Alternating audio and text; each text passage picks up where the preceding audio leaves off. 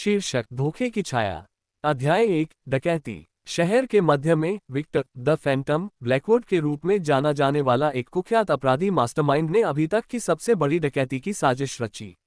उनका निशाना royal diamond museum का अत्यधिक सुरक्षित तिजोरी था।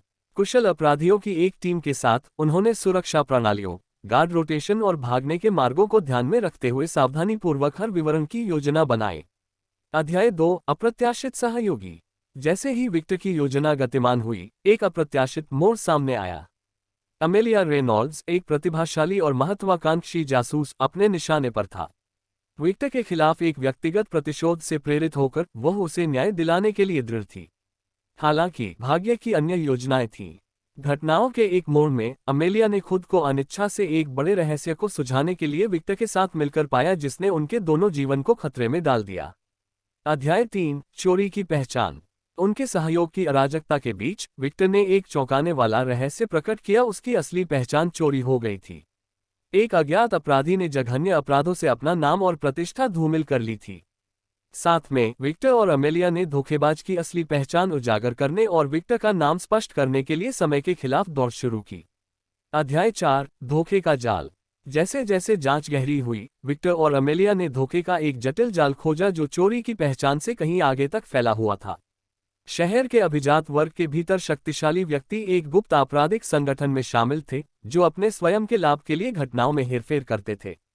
सच्चाई को उजागर करना बिल्ली और चूहे का एक खतरनाक खेल बन गया, जिसमें विक्टर और अमेलिया हर मोड़ पर अपनी जान जोखिम में डालते थे।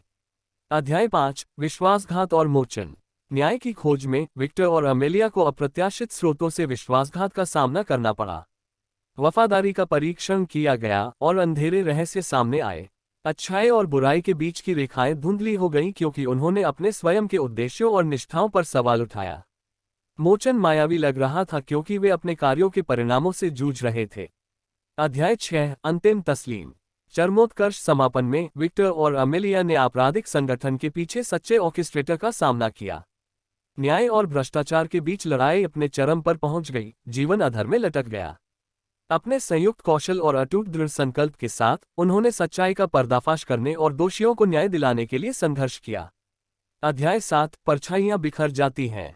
भीषण संघर्ष के बाद शहर ने सामूहिक रूप से राहत की सांस ली। आपराधिक संगठन को खत्म कर दिया गया था और चोरी की पहचान बहाल कर दी गई थी।